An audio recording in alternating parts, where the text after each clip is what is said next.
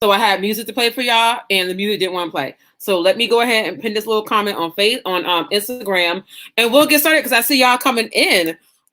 So hey, sorry about that. Sorry, y'all had to see a pink screen. Um, Clearly things are popping off just different. Say hey as you come into the room. Hey, Catrice, that is my girl. Y'all, I just love me some Catrice because don't nobody know how to read you on Facebook in such an educated way like Catrice. Catrice will make you pull out your dictionary and be like, hold up, what'd she say? And by the time you figure it out, she already moved on. I love her. Hi, Wilma. We are gonna go ahead and get started. Like I said, I have my little music to play. So I'm gonna pull up my notes. I hope everyone's doing really well. I am doing well. Say hey as you come into the room. I'm doing better today than I was this past Sunday. I dropped my daughter off at college. So, you know how that goes. I have been a mess. I was a mess Sunday driving back. Sorry, and all the way into Monday, I was just a mess, crying all the time.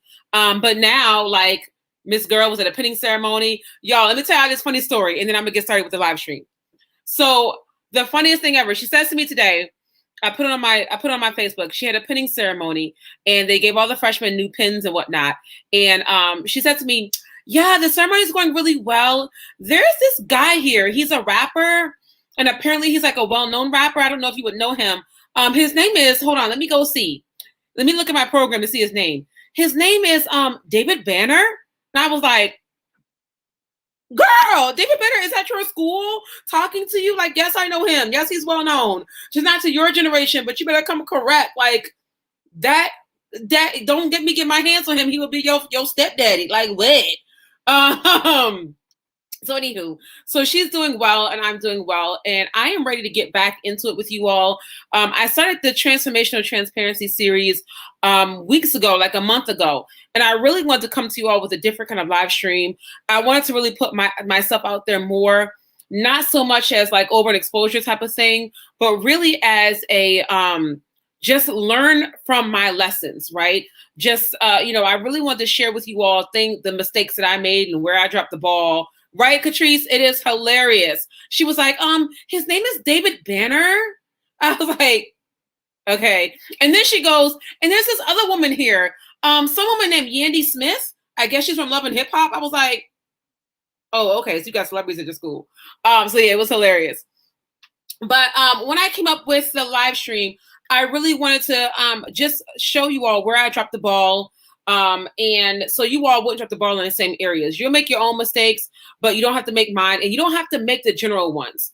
So with this new 7-part series, it is 7 parts.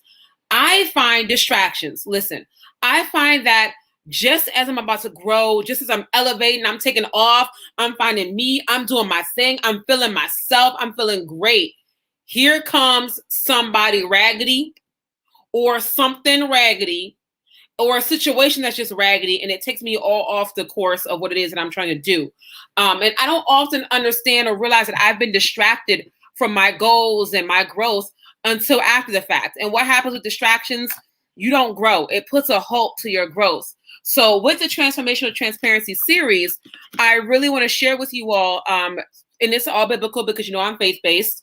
And I find that a lot of people who aren't, who don't read the Bible often or who don't find themselves in church, this is not for the church. It really isn't. This is for everybody. I want you to understand that your solutions and your clarity or whatever can come from everywhere, really. And because I am who I am, it is faith-based. The book of Nehemiah, let's really get into it, okay? In order for you to understand what distractions I'm talking about, Nehemiah faced the same distractions that we all face day in and day out. We all face these things daily as we are trying to rebuild. In order for you to understand this, I want you to understand that distractions come in 7 different ways. It can come in a ton of different ways, but there are 7 major distractions that we're going to go through. Some of the major distractions are other people's opinions. They are when rumors are spread about you, and you've got to deal with those rumors while you're trying to build. There are just a distraction as a whole. Just as soon as you get going, here comes somebody that wants to take you off course. Distractions can come in so many different ways, and I have fallen prey to every single one of them. All of them. I have fallen prey to every single distraction. So tonight, I really want to start to go over this with you, and just tell you what it's going to look like. So also, When we're going to do something biblical, how does that relate to now? It always relates to now. The issue I find is sometimes we don't do a good job at translating it well. When I say translate, I'm not talking about creating something new, but making it relevant. We don't do a good job at making it relevant as well. And if you know me, if you have watched me teach, I'm gonna make this as relevant as possible. One thing I feel like I dropped the ball on TikTok, there's this girl that does urban translations of the Bible. I really feel like I should have been on that. I should have been doing that, but we here now. All right, so let's really get into it. Welcome everybody's coming in. Hey to everyone on Instagram. Let's really get into it. So when I say we're going to go to the book of Nehemiah, all right, the book of Nehemiah, we are opening up in the Persian city of Susa in the year of 444 BC. The Jews are back in Jerusalem after having been exiled in Babylon. Okay, so they've been exiled because they don't know how to act sometimes. Okay, so they didn't got whooped in war and they have been exiled. Nehemiah, the book is written in first person, and it's written like a diary because it is. It's like his journal, which I absolutely love. And so Nehemiah is an Israelite. He ends up, if you see me looking around, I have notes everywhere. He ends up being a cupbearer to the Persian king, which really speaks to his character because in order to be a cupbearer, you had to be trustworthy. Because, I mean, really, what better way to take a king out quietly than slip a little something in his drink? Nehemiah basically was like, here go your drink. So if Nehemiah wanted to take out the king quietly, he could slip a little something in that little drinky drink thing. He had no forensic scientists back then, and he could have taken the king out. So in order to be a cupbearer, he had to have good character, which he did. So Nehemiah is in exile, and he is in exile in the king's court, which means that he's in exile, yes, but he has been given the expertise and he's equipped adequately for the political and physical reconstruction necessary for whoever's left over. Okay. First things first, when it comes to where you are, when it comes to rebuilding, it happens at so many different levels. Rebuilding isn't always after a relationship or after a divorce.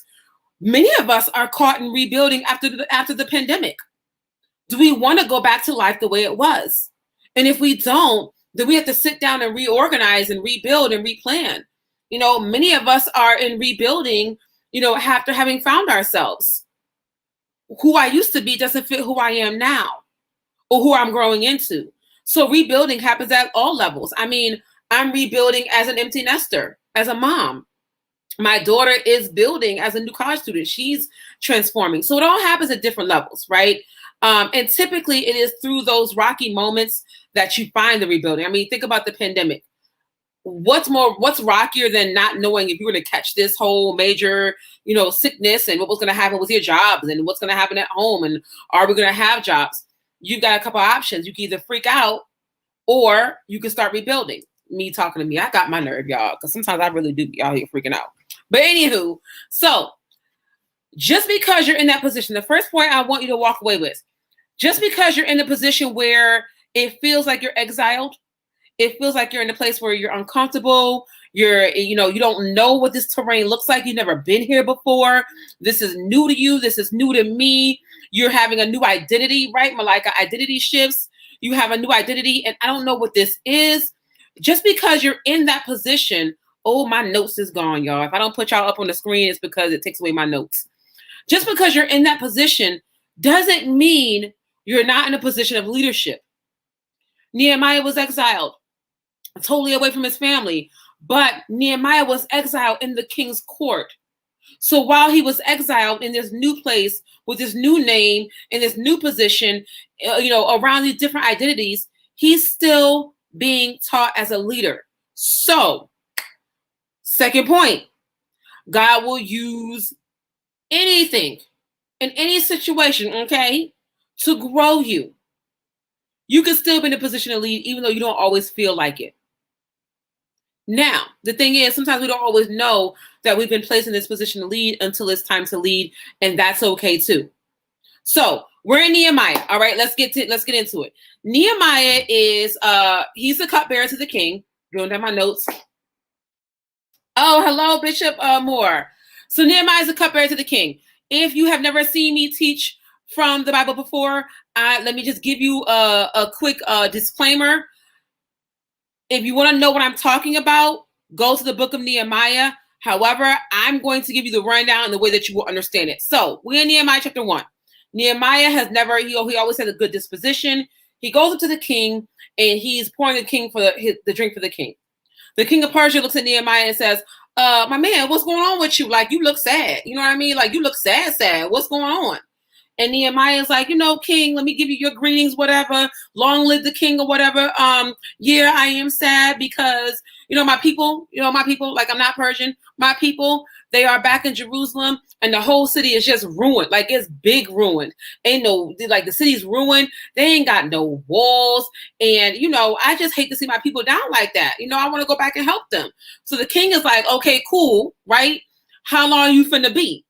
And Nehemiah gives him a date, and the king says, okay, if you want to go back and help build the walls of Jerusalem, you can go back and do that. Y'all with me? All right. How does this apply to us? Well, let's go into what this means, right? Really. Biblically, in the Old Testament, the city's walls represented so much. The city's walls represented the strength of the people within that city, but it also represented the strength of the God that they served. So the walls of the city was a part of its identity. So now they're back into this place of what it looks familiar, but it's no longer familiar because a major part of them is no longer there. That is the walls. Many of us are in this position where it looks familiar, but it's not familiar. Like I've been here before, but it looks different this time coming back. And I lost the things that make me who I am. I lost the things that give me my identity. Who am I right now? I mean, the walls were so important that scripturally, I think it's Psalms 25 and 28. Yep, it is. It says that a person with no self-control is like a city broken down without walls. The walls meant something. And so now what was important to them is no longer there. Many of you are rebuilding. Many of us are rebuilding. I think this summer alone, I have a whole new identity. Many of us are rebuilding. So we're here and it looks familiar, but not really. And the major parts of ourselves are no longer there. So how do we go back and rebuild what we need that's going to be part of our identity? You can. It's possible. We do it every day. But the key here, the book of Nehemiah, he goes back to rebuild this wall. Here's where it gets tricky. Because Nehemiah had to go back and rebuild the city's identity and their strengths. You will have to go back and rebuild your identity and your strengths. And Nehemiah had to do that all while fighting off the enemy, whatever that enemy looks like. Haters, opinions, the enemy within you. And much like Nehemiah, you will be tasked with rebuilding yourself with one hand and fighting off the enemy with the other. Again, the enemy can look like anything, especially if it's something within you that is unchecked. But the ones we're talking about are more the ones that you can see kind of easily. So let's get into it. 7 major distractions. So tonight's first distraction that we are going to be talking about, when Nehemiah goes, he's got 2 haters called Sanballat and Tobiah. Sanballat and Tobiah are watching everything Nehemiah is doing. Why? Because whenever you go off and do something and try and be better, it's always some raggedy people watching what you're doing. Okay. They always want to see what you're doing, how you doing it, because God forbid you become the best version of yourself. If you become the best version of yourself, that means you're getting stronger. Your identity is getting stronger. You've rebuilt yourself, and people don't have that same access to you that they had before. I find that people love you when you're not doing better than them. Okay. Or they just outright hate you, and they hate you even more when you start to rebuild. So now Nehemiah is rebuilding. He's got Sanballat and Tobiah. When you think about Sanballat and Tobiah, when you think about all the things in your life that come up against you as you're rebuilding, this is where we are. So Nehemiah goes and he starts rebuilding. You all have gotten up and you are ready to start rebuilding. The first thing, I'm going to give you the scriptural reference. I'm not going to read them, so you have to go back and read them. We're going to start with the first one, which is opposition by distraction. Outright distractions. For that, you can go to the distractions start around Nehemiah chapter 6.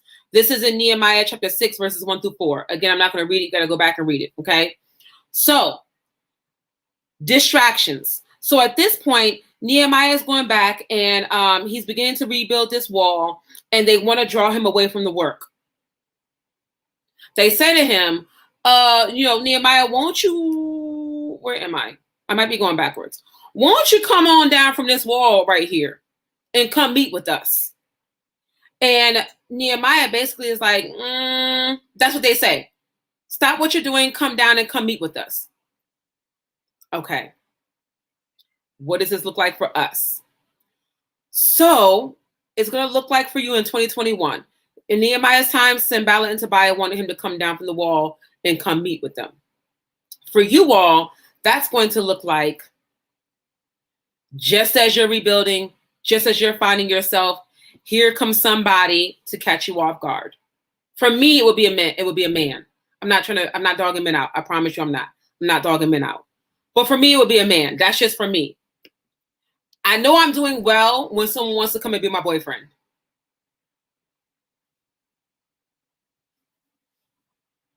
Because I'm going to give more to that relationship than I will to myself, than I will to my own growth.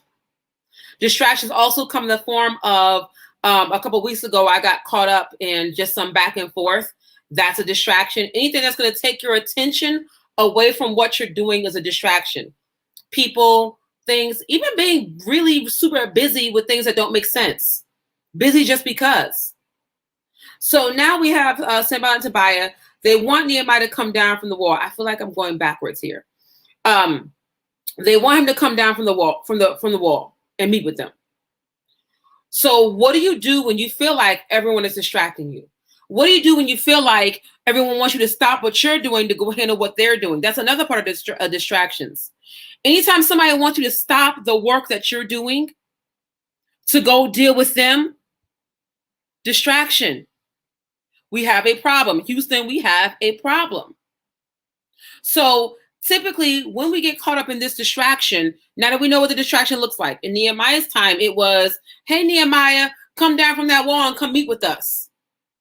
In your time, it is going to be a distraction of, come do something for me. Come do this for me. Hey, can you come do this for me? Hey, can I get your time for this? Hey, it's going to come in the distraction of a man or a woman, whatever it is that takes your attention away. So when you stop and you go do that, you're stopping your own growth. I'm not saying that, you can't go help somebody else. Of course you can. Of course you can go be of service to other people. We're servants at the end of the day. But how do you serve and how do you pour if you have nothing left in you? I say it all the time, you cannot pour from an empty cup. So if you're not doing your own work that you need to do to grow and be better, how you supposed to go do it for somebody else?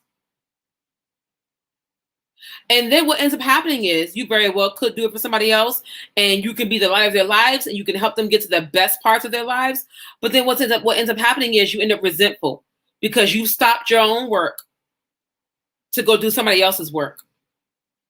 Or let me rephrase that. You end up resentful because you stopped your own work completely and you built up somebody else's walls and somebody else's program and somebody else's life, and they're surpassing you, and you haven't done anything for yourself.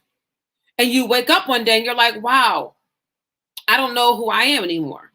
Or what did I want to do again? What did I love to do again?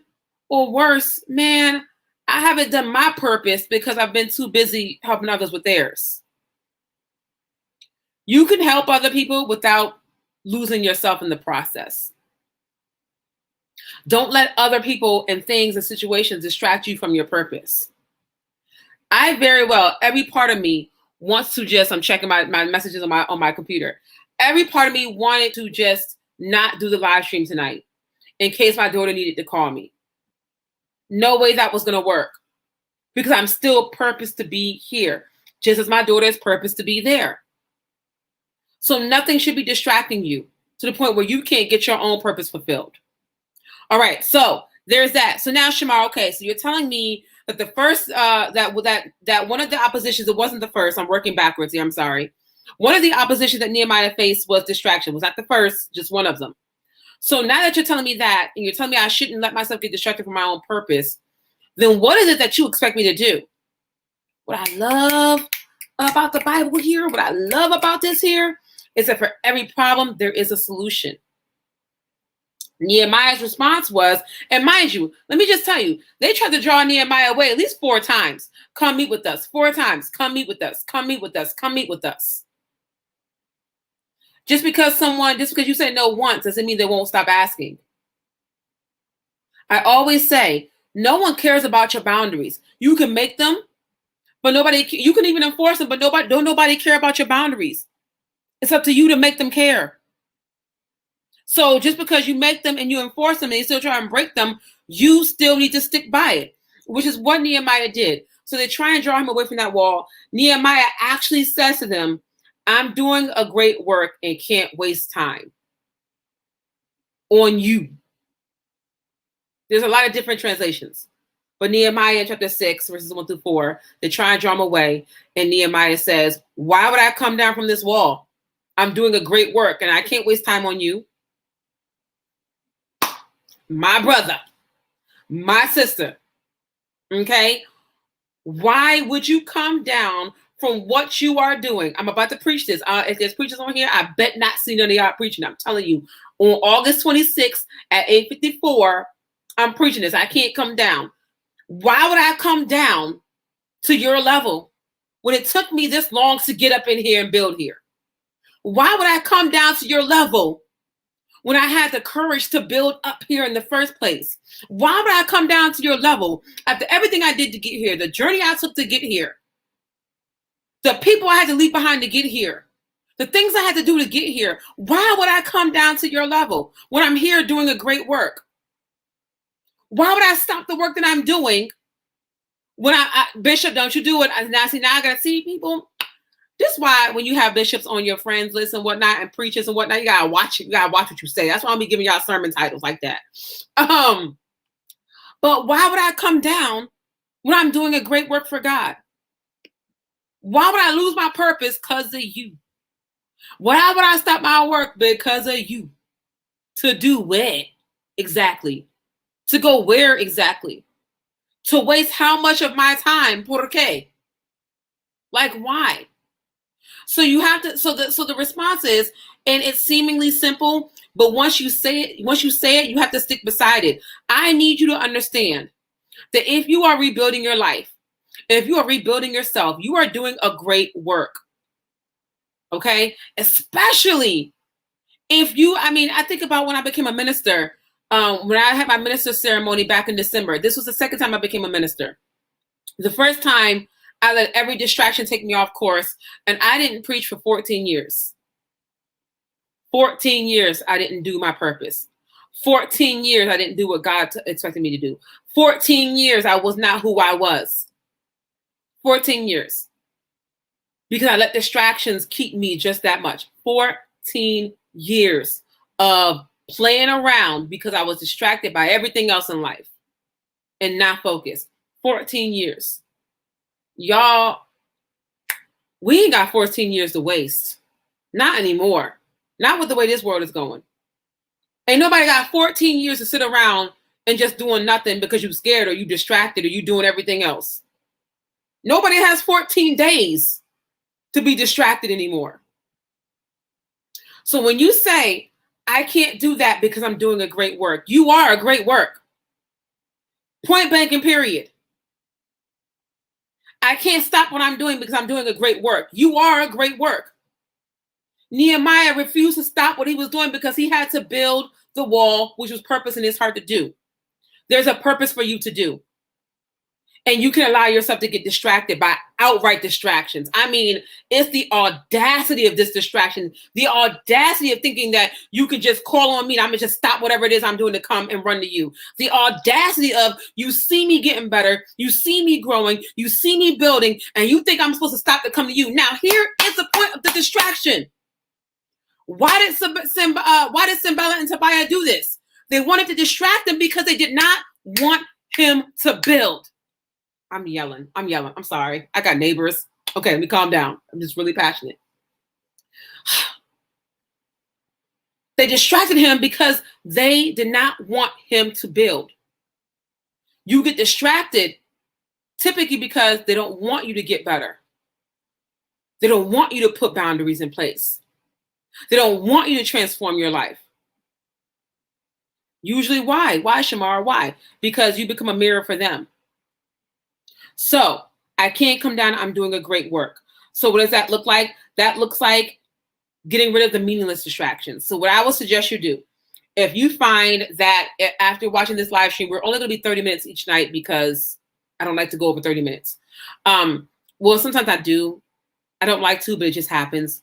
But if you find that, wow, you know what? I do have a lot of meaningless distractions. I'm going to need you to get single-minded and focused. I'm going to need you to start thinking about what conversations are you having that's just a waste of time. What things are you doing that are just a waste of time? Like you're wasting my time. Who is around you that's taking your attention is just a waste of time. What or who is stopping you from doing the great work that is you? It's a waste of time. Meaningless distractions. So I'm gonna give y'all an assignment every week. If you're in my group coaching, class, you know this is nothing new. I'm gonna give you an assignment every week. The assignment is gonna be this. I really want you, now that we got the first one, the first distraction of the week, which is outright distraction. Not the first one Nehemiah faced, the first one we're talking about this week. It was outright distraction. I went backwards, y'all. I'm sorry. Outright distraction. Start listing the things that are just taking up your time that don't need to be taking up your time. List them all out. Write them all out. Write out the names of people who are a distraction, who are stopping you from completing the great work that is you, your life, and your walk with God. What are the distractions? Here's the point. Here's a funny thing. You might actually be your own distraction. Often after time, I find it's me when I am spending too much time on TikTok or too much time just scrolling meaninglessly without, just wasting time, right? You could be the distraction. So list it all out. Now I want you to begin to cross out what you don't need that has been stopping you, that you have stopped your great work for to go do and be. And then I want you to become I want you to become laser focused on whatever goal it is you're trying to accomplish. If it's you being better, do that. So what does that look like for you being better? Because it's easier when you have tangible goals, right? So Shamar, if I'm working on myself, what does that look like? All summer, I have been working on, not intentionally, but all summer I have been becoming a different woman. Spring and summer, since I became a minister up until now, I have grown as a woman in God. I have grown as a minister. I have grown as a woman in general. And a lot of that had to do with letting go of things. I lost a lot of friends in the process. I was sitting here imagine going through the worst part of your life and coming out with very little friends. Lost a lot of friends in the process. But I have gained so much as a woman. So me staying focused is I'm not thinking about a relationship right now. Because once I'm in a relationship, I'm in one. I'm going in. I'm not you, girl. I am the best girlfriend you will ever have. Okay? Just in case, somebody's son is out there really watching. Okay? Somebody's son out there watching with a good job and emotional stability and honest and can communicate. But I digress. And because I know I'm an amazing girlfriend, I know that I'm going to dedicate all my time to that, which means that I'm not going to dedicate my time to myself. So me staying focused right now is I'm not looking for a relationship. If it comes though, I'm not going, we got to understand it. But I'm not actively looking because I'm building me. I'm spending time with me. Other distractions that I might have to do. I find myself not watching TV as much anymore, not streaming as much anymore, because I'm focused on what my next step needs to be. Doing more reading on how to grow developmentally, really doing my own tasks. I give y'all an assignment. I give myself assignments too. So that's what that looks like. Hey, my sister's here. That's my little sister, guys. So that's what it looks like for me. So tonight we worked a little backwards. So next week, just to give you an idea of what this is going to look like. Next week we're going on part 2. I worked backwards. Distraction was the third. You have false prophecy, false accusations, distractions. I worked backwards tonight, so I'm not going to do that next week. Next week I'm going to go back to the beginning of Nehemiah This week I went to the end by mistake because there was just a lot going on today. So next week we are actually going to go all the way back to the very beginning of what this all looks like with distractions. But tonight, God works, God knows. If you find yourself distracted by meaningless distractions, it's time to put an end to it and stay focused. So you all have your backstories. You all have the first one, your assignment this week. If you choose to accept it, list out all the distractions that you have and start crossing them out. If it's people that you're going to cross out, I am so sorry.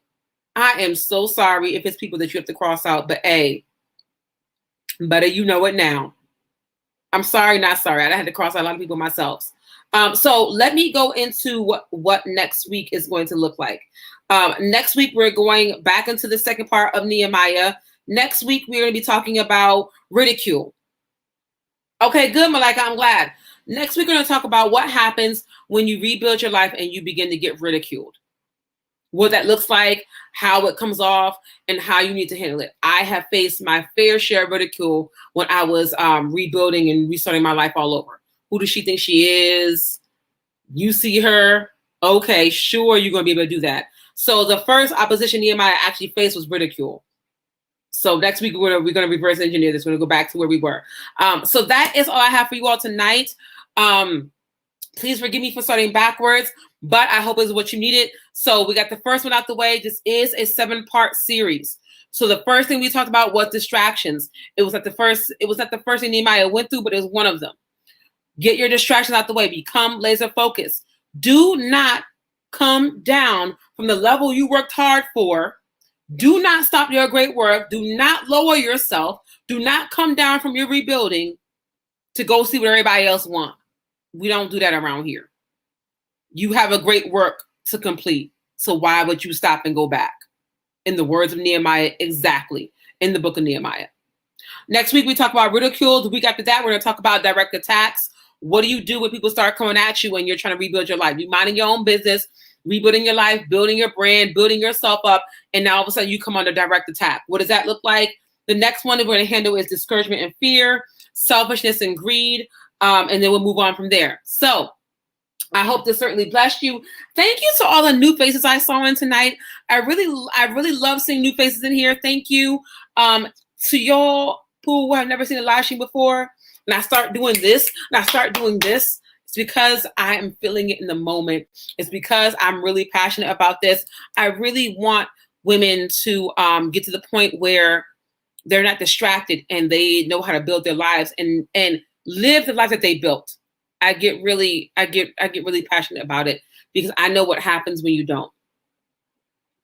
Don't do what I did. I wasted 14 years. I grew a lot, but I mean, really, there's so much more I could have been doing. But I was distracted. And even this summer, I found myself getting distracted, although I caught it really quickly. All right. I have a hard time saying goodbye. I never know how to end these things because I love being here with you. I love the comments. I love, people that join Instagram. If you are just joining Instagram, I am ending, so you have to go back and catch the replay. This is going to be on YouTube.